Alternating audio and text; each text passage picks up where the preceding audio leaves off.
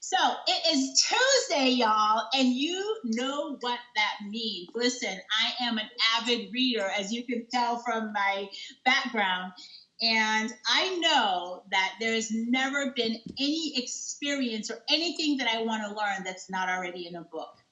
And when I meet people who are doing the thing and sharing their experience, I have to bring them on the show. And so today in the My Success Book Club episode, we are actually making DunnWisdom Morning Show history. Now, y'all know the show is for women, by women, and of course, welcoming to men who love women and support women. So I've never really had a show with two male guests. And today, the work is so important, particularly in this day and age, I had to say yes. So I want you to give a very, very warm welcoming to our authors today. Good morning, gentlemen. Good morning. Good morning. Please All right. So Michael and Jim, thank you so much for joining us today. I'm going to put up the name of your book so that folks can see it and know what it is that we're going to be talking about today. So y'all, you see me looking down. I don't have Miss Natasha running the boards for me today. So forgive me as I glance down on my computer every now and then. Look at that title. How important and how timely is this conversation today? So, Michael, could you tell us a little bit about the book? Yes, it's a part of a series of books. I've been working for over a quarter of a century with people in trouble, families, individuals, couples. I come from a mixed background myself, and I wanted to be able to reach out and share my experiences that I've learned through patience, through scholastic training, through my own experiences, and write really comprehensible, simple, understandable, and practical books to help people, maybe some people listening today, to find their way out of a stuck position, especially a toxic relationship. Toxic relationship. The thing that's sticking out for me with that title is the word narcissism, and I know one or two narcissists that's circling around in my space, so I'm eager to have that conversation. Jim, tell us about your role in the book. I got the fortunate request to contribute a chapter to this book, and so as an ontological coach, which I thought was such a brilliant ask and request from Michael, and gracious as well. Just to be able to have a coach's perspective and a coach's offer, if you will, on this subject. And, a lot of times, when you go through, whether it's a toxic relationship or you're going through some trials and tribulations, it's important to not only get the mental health you need, but also, seek the assistance and support of a coach. And so the two are distinct, and I think it was a brilliant thing that he asked me to participate and contribute to this book. And I think that I take that as, a commitment on his part to really provide a comprehensive approach to narcissism and the experience around that, and to really gain freedom from that. I love it. I want to dive into the definitions and what some of your recommendations are. But before I do, I want to say hello to my co-hosts and bring them on. Good morning, Miss Joy. Morning blessings to you. I so enjoyed our conversation yesterday. Oh, and look, I have it. Miss Joy gave this to me yesterday, you guys. Isn't it beautiful? Yeah. All right, who do we have? Good morning, Mrs. Lopez. Good morning, Mommy. Thank you for watching. All right. Good morning, Claudine. Thank you for tuning in. And of course, she says, hi, Jim. Hello. By the way, you guys, Jim and I went to Ideal Coaching Global together. We were part of Gen 7. So thank you for joining us. All right, so let's dive in, gentlemen. Would you share what a narcissist is? What's the definition for narcissism? There's two types of narcissism used in language. So let me make it simple. It actually took 3 years to edit the book to make it really comprehensible. So I'll try and do that with your question. An NPD, narcissistic personality disorder, is it's in the DSM-5. It first came out in 1980 in the DSM-3. It is where someone will build you up. They will charm you. They will hook you, and they will use you. They're a parasite. They will feed off of you. They rely upon codependents who are kind, loving, thoughtful, giving, and have very few boundaries and keep on taking bad behavior. The other type of narcissism used in language is when I have a head cold, nothing's right, nothing you can do for me will work. That's a different type of narcissism. But NPD is a vulgar, raw, rough, incredibly toxic relationship to be in. Mm-hmm. And what I want to say at this point, because I know we've got a lot to cover, is don't make any knee-jerk reactions listening to this broadcast. There's always a safe time to leave someone. There's always a safe time to consider what position am I really in, and is my partner really an NPD, or am I really a codependent? So bear that in mind. We have to be safe with this knowledge. Gotcha. Jim, can you speak a little bit about the codependency? What is that exactly? How does one, or perhaps that's a more appropriate question for Michael, how do you know when you're in a codependent relationship?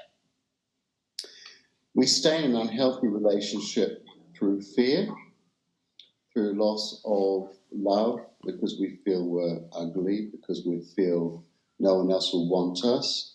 When it gets to a pathological level, i.e. a really unhealthy level, if your partner drops a cup in the kitchen and blames you and you take blame for it, there's something wrong, especially if you go and then clean up the cup and apologize. An NPD, a narcissist, a true narcissist, will never apologize and never have remorse. So they never take responsibility for what they do. And whatever happens, it's never their fault. It's always your fault, even when it's clear that they're the ones that's doing whatever that deed is. However, there's one more secret to this. And that is the narcissist, the NPD, is very charming. And generally, the codependent in that unhealthy relationship feels very alone because family members, friends, etc. will say, oh, but they're lovely. No, oh, come on, don't you think you're being a bit harsh, etc. And really, no, it's a living hell, it's a private hell. The NPD will also try and isolate the person, so they only go to places they want to go to, be with people they want to be with, and start to criticize or drop their friends in some way by saying, that person's not too good to you, or are you calling them again? It's a drip feed. And they probably make you feel like you're crazy, right? That's the gaslighting part. You want me to tell you about gaslighting? Yes, please do. Well, there's a movie made in the 50s called Gaslighting, and it's unusual because psychology took the term from Hollywood, and gaslighting is when you twist somebody so much. Firstly, you hook them by being charming, and then an NPD will twist the mind so the person doesn't really know what is real anymore. The behavior is so abhorrent, so awful, that the codependent is in love with this person, wants to please this person, wants to help this person, but never can get it right. And as soon as they feel they've got it right, the goalposts will change. And that's the hook, and you can never, ever win until you become a greystone, absorb it all, or you live safely. Jim, as an ontological coach, what kind of advice would you give a client who presented with this type of relationship? Well, in the book, you'll see that my chapter is a little bit in terms of distinct, in terms of allowing someone the reader who reads this book will be able to see what does a coach offer. And it really offers the distinctions, especially the ontological distinctions of responsibility and accountability and how that looks. And when one kind of lives in that blame space, responsibility is very heavy. And what I want to present and what my aim was, in my contribution in the chapter that I provided was, to rethink responsibility as not as a burden, but more as generative and a place in which to stand, and to use accountability as its like best partner, to become not necessarily righteous, but more about effectiveness. And that's really, what is, the aim and the offer of, the chapter that I provided in this book. Right. So I get that's the perimeter of the chapter, but I want you to speak from the perspective of a coach, right? And let's say that you had a client who presented with this type of situation. How would you advise her? How would you guide her? Well, I would first, really talk into the distinction of whole, perfect, and complete, because that really is essentially, and I wouldn't really steer them because I want to be very distinct with coaching and not be an advisor, because I definitely want their commitment about where they want to take their own, time with me or time with a coach. So it's really about seeing what's possible, what are the distinctions to live into versus, things that they used to live from. And that's really, in terms of a coach, that's the way that I would approach it. And that would be the container in which I would create with them, but a container from which they get to create, they get to choose, and, allow them to have some distinctions that will be effective in their creation. Okay, so for those who don't know what distinction means in the way that you're using it, I know that, folks that are in the transformation world, they get it. But for those who don't, could you help us to understand that? A distinction really is about, really creating the framework and what your beliefs are. And so a lot of things in our lives can become collapsed. And so it really is about what does this mean to me, and how can this be more distinct, and really define that so that you can coordinate yourself, your life around it more so than, than just kind of living in this kind of collapsed pea soup or alphabet soup, if you will, of just, experiences, belief systems, and things that may not have been of your choice. Got it. What's the main point? What's the main takeaway from the book, Michael? Safety. Wow, that's so powerful. Say that word again, safety. And in what context? Yeah. Well, I know that our audience today is primarily women. Narcissism and codependency knows no boundaries. Grandparents listening to this, if your child or your grandchildren are abusing you in some way, if they are withholding from you, if you are doing things in fear of losing your children or grandchildren, and you're being treated really badly, you need to do something about it safely.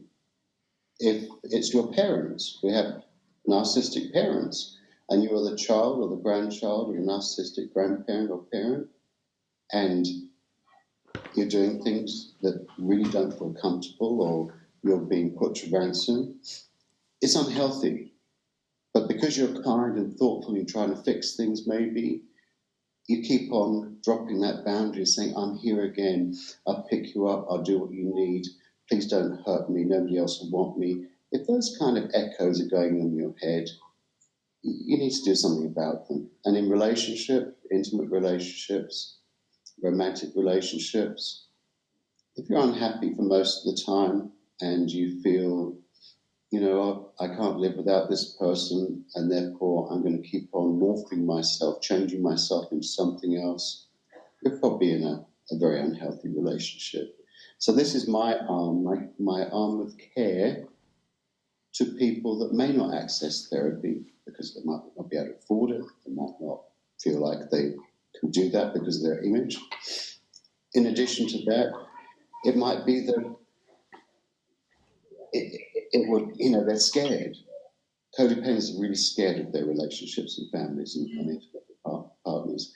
It took us 3 years to edit this book so that I had mild dyslexia. Wow.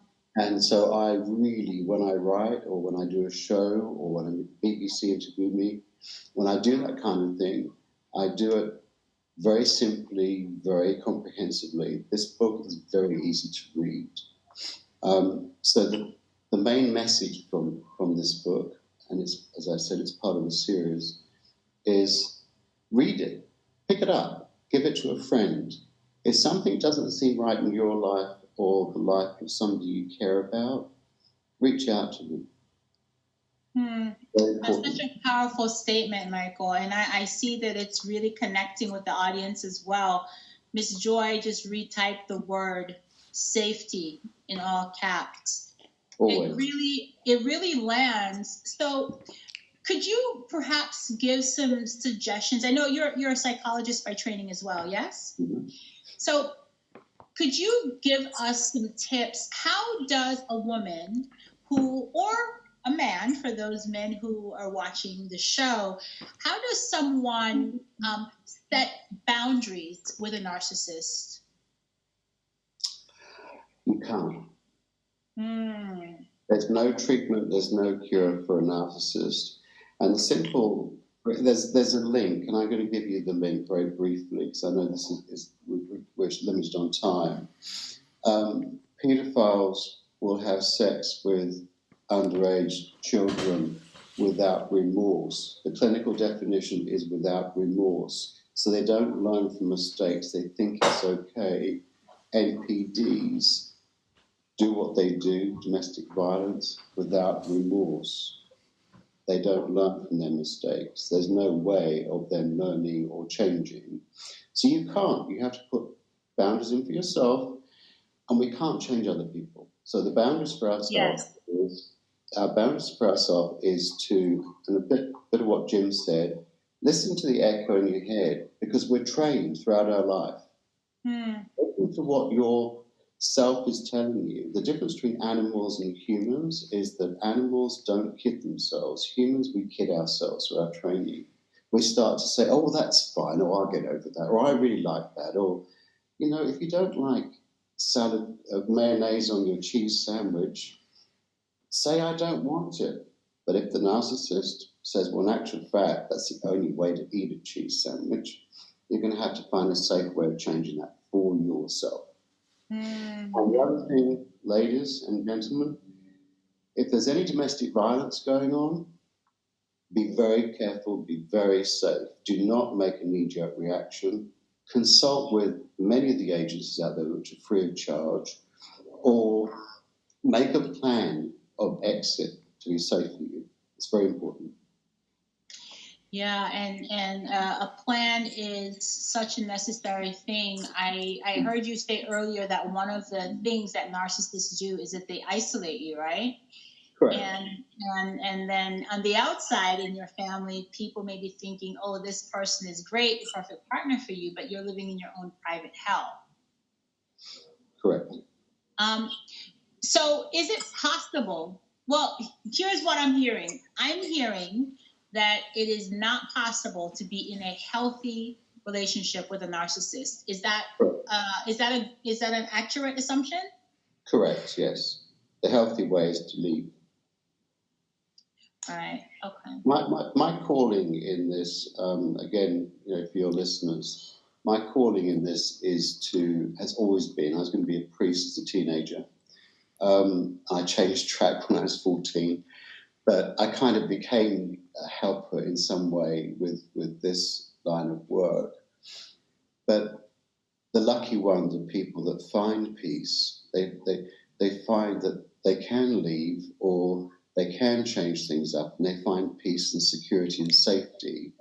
Unfortunately, I see people that may have lost their legs through an unfulfilled suicide, or they may have become paralyzed, or they may have accidentally hurt somebody else in a car because they jumped in front of it and they survived and people didn't. It can get really, really bad. In general, though, mild cases, people that aren't in a hopeless, locked down situation with a narcissist, just start to gently reach out to people. Find at least one person that may take you seriously. Don't talk about this over, washing up, washing the dishes, or just say, look, could I just have 15 minutes of your time where we can just sit and I can just share with you what I'm experiencing. Just have one ear to start off with, listen to you. That's so important. I think a lot of times people may think that they're alone, right? That this is just happening to them. How prevalent do you think narcissism is in our society? Do you see a lot of your patients who exhibit this characteristic? Well, the stats are 1% population. I think it's a Western world issue because it's developed from either an overprivileged childhood or an abusive childhood. I don't see narcissists.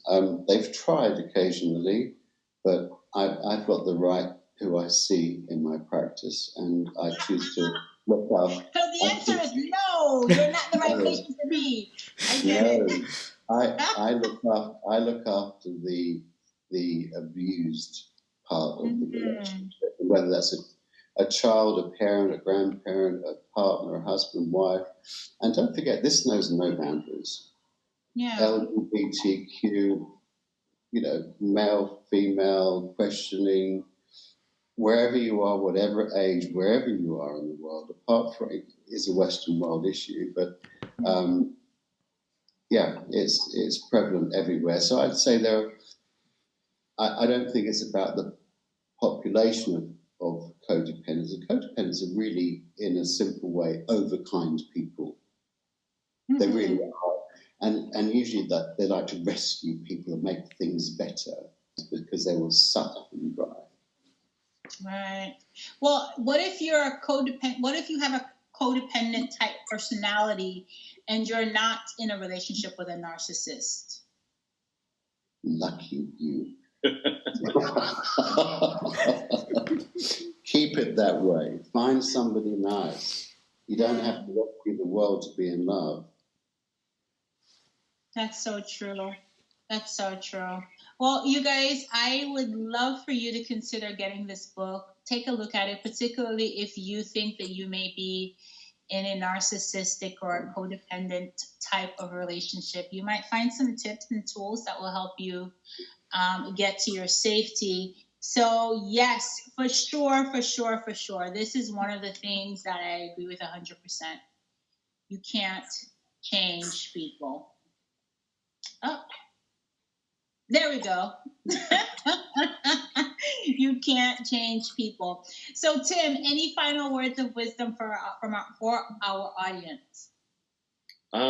You can't change other people. You have to, just live in full authorship, full choice, full agency. And I think that, a lot of people are experiencing, where do you have agency this year? And whether it's the conversation with a narcissist or a relationship or just in life in general, a lot of that has come up this year. And I think that, working with a coach, whether it's me or anyone else for that matter, is so crucial, I think now more than ever, is to really, walk into your power, walk into your effectiveness, because the world requires that. So if I could offer anybody that, really find that for yourself.